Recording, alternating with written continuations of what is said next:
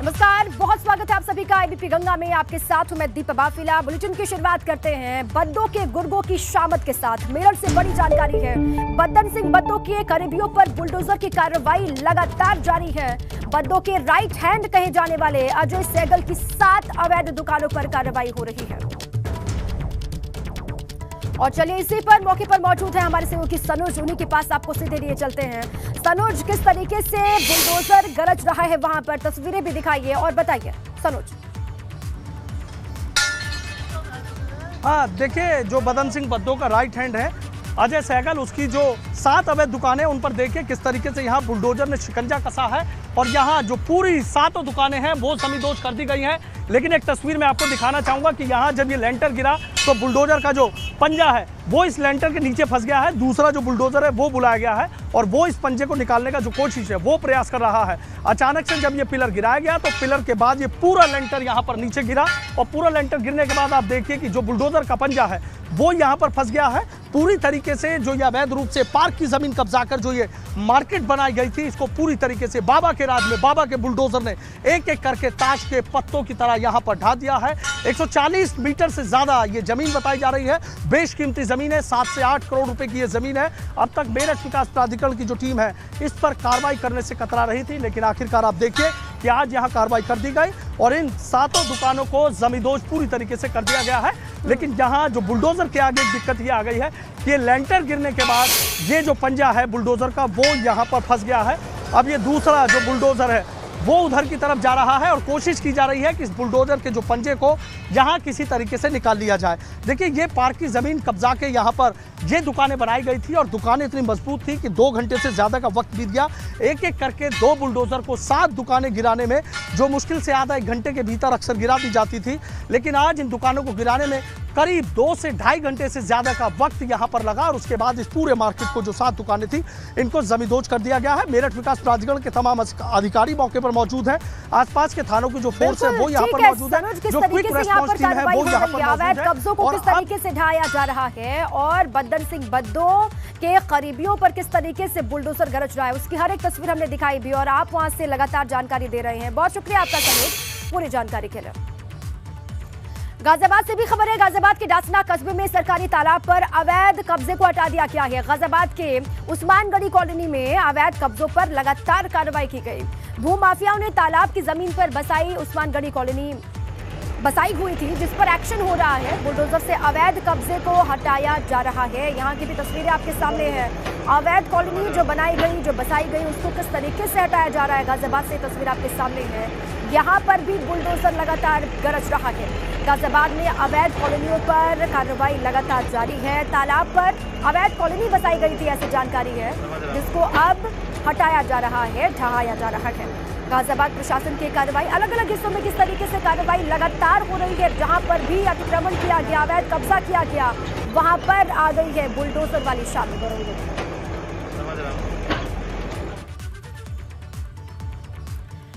और देखिए, सहारनपुर से भी खबर है। सहारनपुर में बुलडोजर का एक्शन देखने को मिला। सहारनपुर में अवैध प्लॉटिंग पर प्रशासन ने बुलडोजर चलवाया।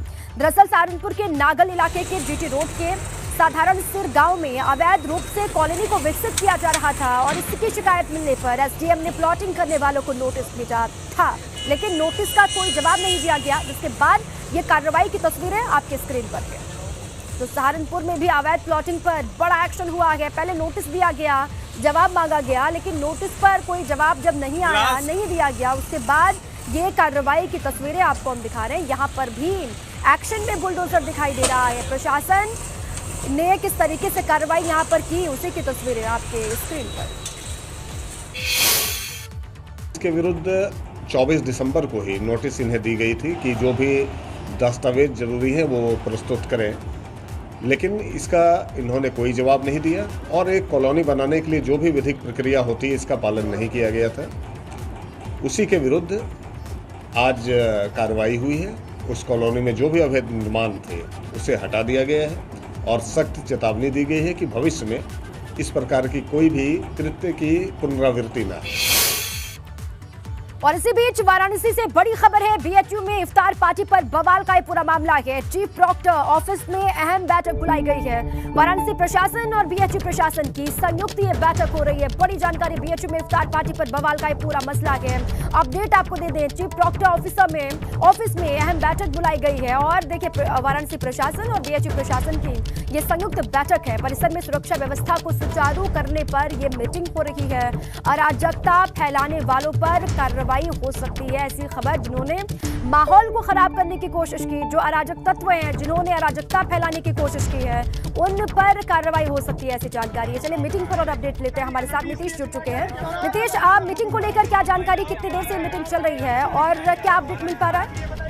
मीटिंग के 10 मिनट हो चुके हैं और 10 मिनट के दौरान जो अभी तक चर्चा सामने आई है वो साफ तौर पर यह है कि परिसर के माहौल को कैसे सुचारू किया जाए। आखिर परिसर के माहौल को कौन गर्म हवा देने का प्रयास कर रहा है, क्योंकि जिस तरह से बीएचयू में एक तरफ इफ्तार पार्टी होती है, इफ्तार पार्टी को लेकर कहीं न कहीं माहौल गर्म होता है। और कहीं न कहीं आपको बताऊं कि इसमें वीसी का नाम सामने आता है और ये कहा जाता है कि वीसी इस मामले को हवा देने का प्रयास कर रहे हैं। लेकिन इसके बाद ही जब यहाँ पर परिसर में दीवारों पर एक विशेष समुदाय को लेकर टिप्पणी की जाती है और उसकी पेंटिंग की जाती है, इसके साथ ही कश्मीर को मुद्दा बनाकर पेंटिंग की जाती है, तो निश्चित तौर पर यह मान लिया गया है कि अब बीएचयू के परिसर के माहौल को कोई खराब करना चाहता है। और ऐसी स्थिति में तत्काल प्रभाव से प्रशासनिक अमले को, बीएचयू के प्रशासनिक अमले को और इसके साथ ही वाराणसी पुलिस और प्रशासन से जुड़े हुए लोगों को बुलाया गया है बीएचयू चीफ प्रॉक्टर ऑफिस में। वहां पर बैठक जारी है और जो लोग इन दीवारों पर जो पेंटिंग किए हुए हैं, जो लोग ऐसे संदेश लिख रहे हैं,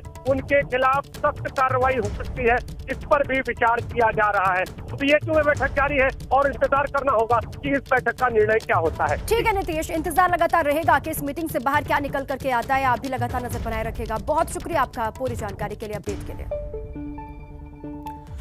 और बड़ी खबर एक और है। बलिया पेपर लीक मामले में 3 नकल माफियाओं पर रासुका लगी। आपको बता दें कि इंटरमीडिएट अंग्रेजी पेपर लीक मामले में गिरफ्तार 3 नकल माफियाओं रविंद्र सिंह निवासी अवराई खुर्द थाना भीमपुरा, राजीव प्रजापति चांदमारी इमलिया थाना सराय लखसी जिला मऊ और निर्भय नारायण सिंह, इन तीनों पर रासुका लगाया गया है। बड़ी जानकारी, अब रासुका के तहत होगी कार्रवाई। आपको ये भी हम जानकारी दें कि रासुका के तहत कार्रवाई के तीनों आरोपी अभी जेल में बंद हैं। अब रासुका इन पर लगाई गई है, इन पर कार्रवाई होगी रासुका के तहत। ये बड़ी जानकारी आपके सामने। बलिया पेपर लीक मामले में पुलिस का एक बड़ा एक्शन है। लगातार इनसे भी पूछताछ के बाद अब क्या जानकारी ये देते हैं, इस पर भी लगातार नजर होगी और क्या खुलासा ये करते हैं। पुलिस ने 3 नकल माफियाओं पर रासुका लगा दी है।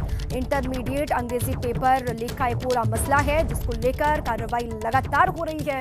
तीनों नकल माफिया अभी जेल में बंद हैं। अब रासुका के तहत इन पर आगे बढ़ा जाएगा, कार्रवाई होगी। बड़ी खबर आपके सामने है। इंटरमीडिएट अंग्रेजी पेपर लीक मामले में गिरफ्तार 3 नकल माफियाओं, नाम भी हमने आपके सामने रख दिया है। रविंद्र है, राजीव प्रजापति और साथ ही निर्भय नारायण सिंह, इन तीनों पर रासुका के तहत होगी कार्रवाई।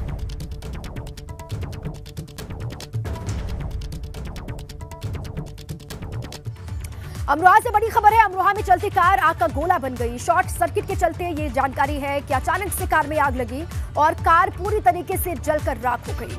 सूचना पर पहुंची दमकल की गाड़ी और खबर ये कि बामुश्किल आग पर काबू पाया गया। तस्वीर आपको दिखा रहे हैं, ये देखिए, राजापुर थाना क्षेत्र के नेशनल हाईवे 9 का ये मामला है। अचानक से चलती कार किस तरीके से आग का गोला यहाँ पर बन गई और ये कहा जा रहा है कि शॉर्ट सर्किट की वजह से आग लगी है।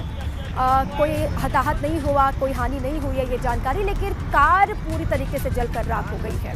शॉर्ट सर्किट की वजह से कार में आग लगी है। अमरोहा की तस्वीरें आपके सामने हैं। अब कार सवार सुरक्षित है, ऐसी जानकारी, लेकिन कार को बचाया नहीं गया। कार पूरी तरीके से धू करके जलकर राख।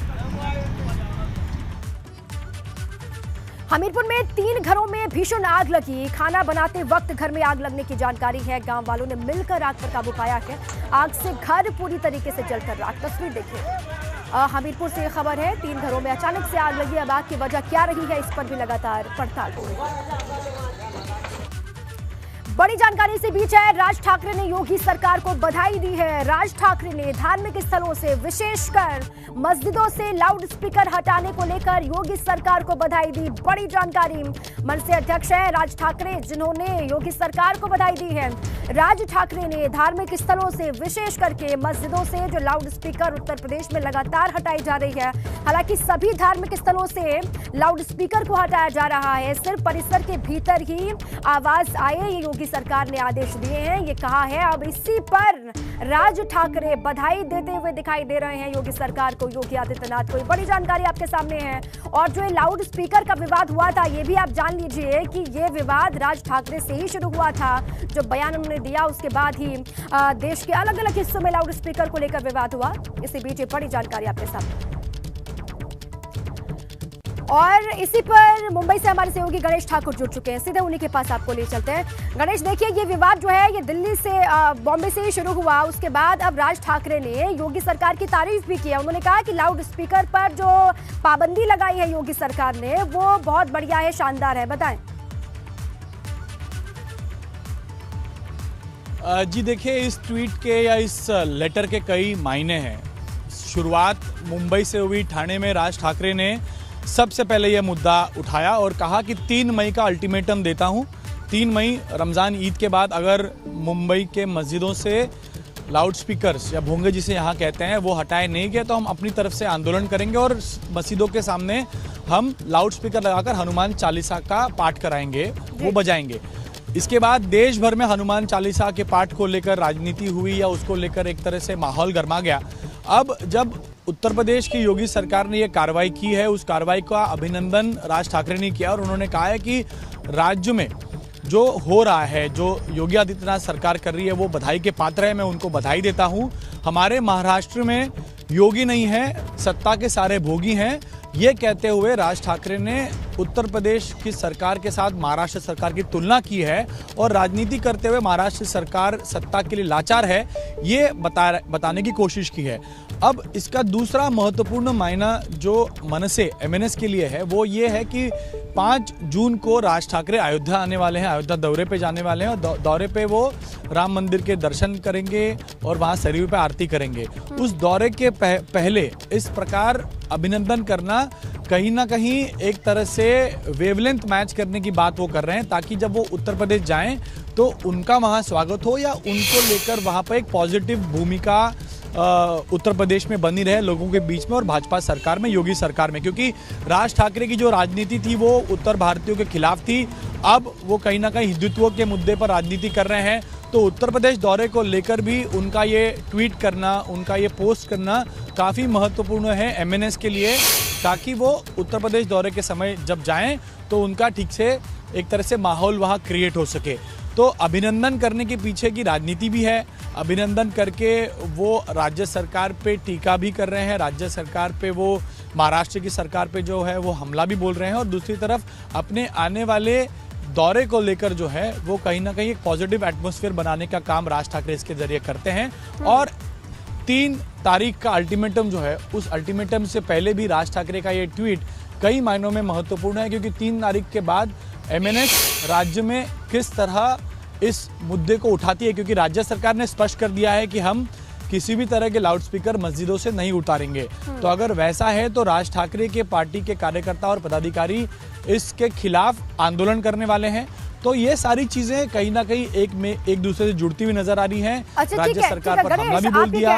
अपनी महाराष्ट्र में इस बयान का या फिर इस बधाई का कोई असर दिखाई दे या ना दे, लेकिन उत्तर प्रदेश में जरूर दिखाई देगा। आप ये कह रहे हैं उनका अयोध्या दौरा है और ये माहौल क्रिएट करने वाली पॉलिटिक्स आपको दिखाई देती है। ये सियासत, ये राजनीति अपने लिए एक माहौल बनाने की है, माहौल तैयार करने की है, आप ये कह रहे हैं गणेश?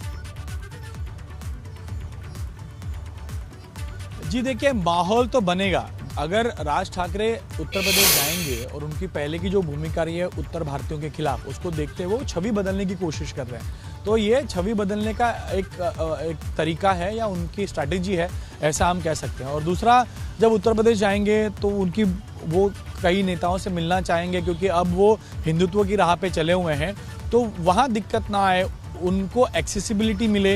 ये सारी चीज़ें स्ट्रैटेजीज राज ठाकरे और उनके पार्टी के कार्यकर्ताओं की है। लेकिन कई मायनों में ये सेकेंडरी हुआ। उनको राज्य सरकार पर निशाना साधना था और ये लोगों तक बताना था कि देखिए उत्तर प्रदेश में मैंने जब ये आवाज उठाई तो उत्तर प्रदेश में कार्रवाई हुई लेकिन महाराष्ट्र में हुई नहीं, क्योंकि 1 मई को औरंगाबाद में राज ठाकरे की सभा होने वाली है, रैली होने वाली है और उस रैली में वो आगे की अपनी रणनीति इन लाउडस्पीकर्स, मस्जिदों के लाउडस्पीकर्स को लेकर वो बताने वाले हैं। तो वो महाराष्ट्र की जनता को ये बताना चाहते हैं कि देखिए हिंदू या हिंदुत्व की राह पर चलने वाले सिर्फ योगी हैं। महाराष्ट्र में शिवसेना जो खुद को हिंदुत्व का वारिस बताती है वो ये कभी करेगी नहीं। तो मेन तो उनका एजेंडा इस ट्वीट के जरिए महाराष्ट्र सरकार पर निशाना साधना है और अपनी भूमिका को आगे ले जाना है और ये बताना कि देखिए अब मैं हिंदुत्व का वारिसदार मैं हूँ महाराष्ट्र में। और दूसरा उनका एजेंडा है उत्तर प्रदेश दौरे को लेकर। ठीक है, महाराष्ट्र की सरकार पर निशाना साधना ये मकसद है और ये बताना भी मकसद है कि देखिए जो बयान मैंने दिया उसका असर कितना हुआ। उत्तर प्रदेश की सरकार ने एक्शन लिया और सारे लाउडस्पीकर बंद कर दिए, ये बताना भी एक मकसद है और जाहिर सी बात है कि माहौल वो अपने लिए तैयार कर रहे हैं। बहुत शुक्रिया आपका गणेश पूरी जानकारी के लिए। प्रयागराज से बड़ी खबर है, प्रयागराज के थरवा इलाके में एक ही परिवार के 5 लोगों की हत्या मामले से जुड़ा ये बड़ा अपडेट आपको दे रहे हैं। मानवाधिकार आयोग ने मामले का संज्ञान लिया है। उत्तर प्रदेश राज्य मानवाधिकार आयोग ने जारी किया प्रयागराज के एसएसपी को नोटिस और नोटिस जारी कर पूरे मामले की रिपोर्ट तलब की गई है।